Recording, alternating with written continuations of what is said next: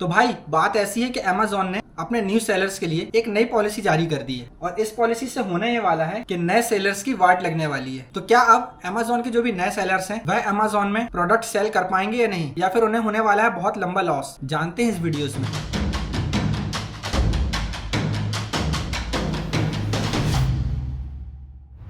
दोस्तों मेरा नाम है इमरान, आप देख रहे हैं e-com talk channel. E commerce से रिलेटेड सारी जानकारी मैं आपको अपने इस चैनल पर देता हूं। ई कॉमर्स बिजनेस स्टार्ट करना चाहते हैं या पहले से ही कर रहे हैं तो चैनल को अभी सब्सक्राइब और फॉलो जरूर कीजिए और टेलीग्राम ग्रुप को ज्वाइन करना मत भूलिएगा। तो आते हैं टॉपिक पर। तो भैया बात इतनी सी है, जितने भी अमेज़न के सेलर्स हैं सभी सेलर्स के पास में आ चुका है ये वाला मेल अमेज़न सर्विसेज की तरफ से। अब इस मेल में ऐसा क्या है जिससे कि जो भी सेलर्स हैं उनकी गर्दन पर छुरी अटकी हुई है, चलिए जान लेते हैं। देखिए इस मेल को जैसे ही हम अगर पूरा पढ़ते हैं तो यहाँ पर एक लिंक दी हुई है। इस लिंक पर जैसे ही हम क्लिक करते हैं तो यहाँ पर अमेज़न ने जो सेलर्स के लिए न्यू पॉलिसी जारी की है वो पॉलिसी नजर आ जाती है। अब इस पॉलिसी में कहा क्या जा रहा है उसके बारे में हम यहाँ जान लेते हैं। और यह पॉलिसी 25 अक्टूबर 2024 से सभी सेलर्स के ऊपर लागू हो जाएगी। बात ऐसी है कि अमेज़न ने जो पॉलिसी जारी की है ये सेलर के पक्ष में नहीं है बल्कि अमेज़न के ग्राहकों के पक्ष में। और इस पॉलिसी में अमेज़न ने साफ साफ खोलकर कहा है कि अमेज़न के जो भी ग्राहक हैं, अगर अमेज़न के उन ग्राहकों को कोई भी सेलर डुप्लीकेट, नकली प्रोडक्ट या कॉपी प्रोडक्ट भेजता है और ऐसी कंडीशन में अगर यदि वह ग्राहक क्लेम कर देता है या फिर उस प्रोडक्ट पर जाकर रिपोर्ट कर देता है, कंप्लेंट दर्ज कर देता है अमेज़न पर, तो अमेज़न तुरंत ही एक्शन लेगा और वह उस सेलर के अकाउंट को डीएक्टिवेट कर देगा। यानी कि उस डुप्लीकेट प्रोडक्ट को तो डीएक्टिवेट कर ही देगा। उसके बाद चालू हो जाएगी उस सेलर की इंक्वायरी। उस सेलर के सभी प्रोडक्ट देखे जाएंगे, क्या वह जो भी प्रोडक्ट सेल कर रहा है वह डुप्लीकेट या नकली फेक प्रोडक्ट तो नहीं है। अगर ऐसा पाया जाता है तो उस सेलर की सारी राशि जितनी है वह रोक दी जाएगी। अमेज़न उस सेलर की सारा अकाउंट राशि जितनी है वह होल्ड में रख देगा और वह उन पैसों को ना ही अमेज़न अपने खुद के बिजनेस में लगाएगा और ना ही उन पैसों से ब्याज कमाएगा। वह राशि बिल्कुल अलग रखी जाएगी जो कि अमेज़न अकाउंटिंग में रहेगी। और उस राशि से अब तक आपने जितने भी डुप्लीकेट या फेक प्रोडक्ट्स या नकली प्रोडक्ट्स सेल किए उन सभी ग्राहकों को उनका रिफंड आपकी ही राशि से दिया जाएगा। और अगर आप सोच रहे हैं कि भाई मैंने तो 10,000 का घोटाला कर दिया है, मेरे अकाउंट में तो अभी अमेज़न के पास में 5,000 पड़े हैं, तो घबराएं मत। 5,000 तो वो काटेगा ही काटेगा, 5,000 आपके अकाउंट में माइनस कर देगा और आपको पहुंचा देगा लीगल नोटिस। आपको यानी कि सेलर को अमेज़न कानूनी तौर पर कोर्ट पर भी घसीट सकता है। साफ साफ स्पष्ट रूप से उसने इस पॉलिसी में कहा है कि हम अपने ग्राहकों के साथ किसी भी प्रकार का कंप्रोमाइज नहीं करेंगे। ग्राहक ही हमारे भगवान हैं, क्योंकि अमेज़न ग्राहकों की बदौलत ही चल रहा है। ग्राहकों का भरोसा ही अमेज़न के लिए सबसे ज्यादा सब कुछ है। भाई बात तो सही है, क्योंकि जो नए सेलर्स आते हैं उन्हें कुछ भी जानकारी नहीं होती है और वह क्या करते हैं, कोई भी मार्केट से डुप्लीकेट प्रोडक्ट लाकर और अमेज़न में ऐड कर देते हैं। चाहे वो चार्जर हो, टॉय हो, कोई भी चीज हो, डुप्लीकेट सेम दिखने वाला प्रोडक्ट अमेज़न में लिस्ट कर देते हैं। हालांकि ये बहुत गलत है, गलती यहाँ पर सेलर्स की है। अब सेलर्स को इससे सीखने क्या मिलेगा इसके बारे में मैं आपको आगे बताऊंगा। तो सबसे पहले तो ये जान लीजिए अमेज़न की पॉलिसी में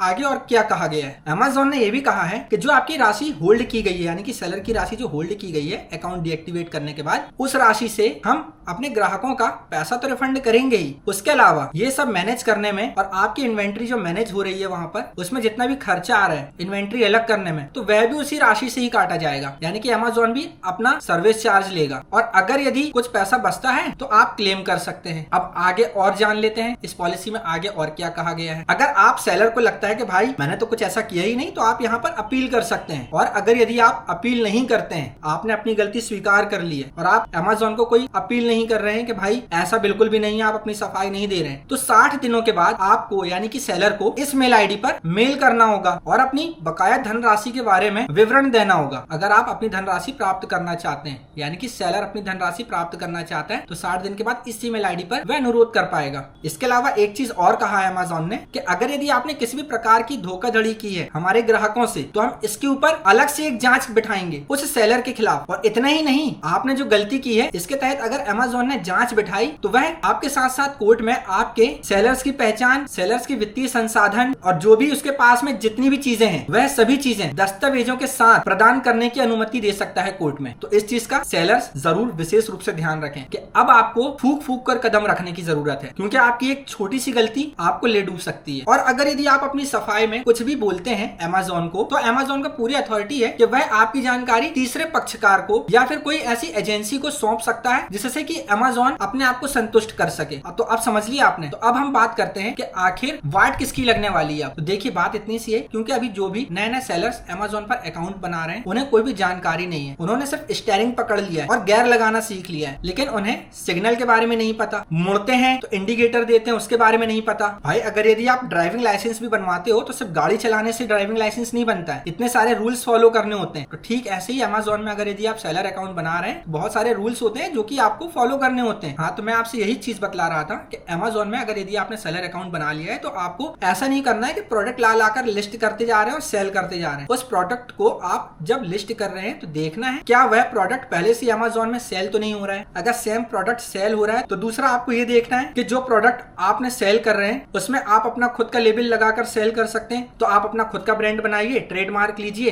तब उसको लिस्ट कीजिए। और अगर जेनेरिक प्रोडक्ट्स है तो आप जेनेरिक प्रोडक्ट में जाकर सर्च कीजिए कि जेनेरिक प्रोडक्ट्स वहां पर कौन से लिस्ट है, तो आप उसी की लिस्टिंग में अपने उस प्रोडक्ट को लिस्ट कीजिए। अब नए सेलर्स को ये पता नहीं होता है और ना ही उन्होंने कोई ब्रांड का अप्रूवल लिया होता है। अब उन्होंने देख लिया कि ये XYZ कंपनी की पेन ड्राइव है और उनके पास में वो पेन ड्राइव मौजूद है, तो जाकर सीधे ही उसे उस प्रोडक्ट के नीचे लिस्ट हो जाते हैं। और अगर सेलर ने अप्रूवल परमिशन ऑटो मोड में करके रखी हुई है तो आप लिस्ट तो हो जाएंगे, लेकिन वहां से आपने उस XYZ कंपनी का अप्रूवल तो लिया नहीं उस प्रोडक्ट के लिए। कल को वो आप पर कॉपीराइट क्लेम कर देगा, आपका प्रोडक्ट आपकी इन्वेंट्री से तो जाएगा ही जाएगा, साथ में आपका अकाउंट भी रिस्क में आ जाएगा, आपका अकाउंट हो जाएगा सस्पेंड। अगर यदि आपने एक से ज्यादा स्ट्राइक पा लिए, आपके अकाउंट की हेल्थ गिरेगी पहले और हेल्थ गिरने के बाद आपका अकाउंट हो जाएगा सस्पेंड। तो ये चीजें नए सेलर्स को बिल्कुल भी नहीं पता होता है। इसके अलावा और भी बहुत सारी जानकारियां हैं, मैं बता नहीं सकता इस वीडियोस में, इतनी सारे रूल्स हैं। अब उन रूल्स को जानने के लिए आपको क्या करना है, मेरे ईकॉम टॉक चैनल को सब्सक्राइब करना है और मेरी सभी वीडियोस का इंतजार करना है और जो वीडियोस डली हुई है तो उन्हें जाकर के देखना है, जिससे कि आपको अमेज़न, फ्लिपकार्ट, मीशो इन सभी के बारे में जानकारी प्राप्त हो। वरना तो आप चलती नाव में बैठेंगे, नाव डगमगाएगी तो कूद जाएंगे। ऐसा ना करें भाई। अगर यदि आप काम के प्रति सीरियस हैं तो आप इसको अच्छे से करिए, क्योंकि यह पॉलिसी बहुत खतरनाक है अभी नए सेलर्स के लिए। अगर अमेज़न ने आपसे आपके दस्तावेज मांग लिए तो आपको तो ये भी नहीं पता कि दस्तावेज कौन से मांगे हैं, करें तो करें क्या, क्योंकि आपका पैसा तो वो रोक कर रख लेगा और साथ में आपका अकाउंट भी डीएक्टिवेट कर देगा। उसको इतनी भी परमिशन है कि वो आपका अकाउंट सस्पेंड भी कर सकता है। फिर आप अपने सीए को पकड़ेंगे, पूरा क्लियर करेंगे, सीए की फीस देंगे, आपके अकाउंट की हेल्थ अलग गिर जाएगी और फिर आपके प्रोडक्ट बूस्ट नहीं होंगे, परेशानी आ जाएगी। भाई साहब सोच समझ कर काम करें। तो मिलते हैं अगली वीडियोस में। अमेज़न, फ्लिपकार्ट, मीशो और ई कॉमर्स की सभी जानकारी के लिए चैनल को सब्सक्राइब करना ना भूलें और हाँ, हमारे टेलीग्राम ग्रुप को ज्वाइन जरूर करें, क्योंकि अभी अब तक का सबसे बड़ा गिव अवे मैंने स्टार्ट कर दिया है। अगर आप भी उस गिव अवे में पार्टिसिपेट करना चाहते हैं तो टेलीग्राम में उसकी सारी जानकारी है, जा करके ज्वाइन कीजिए। मिलते हैं अगली वीडियोस में। जय हिंद, वंदे मातरम।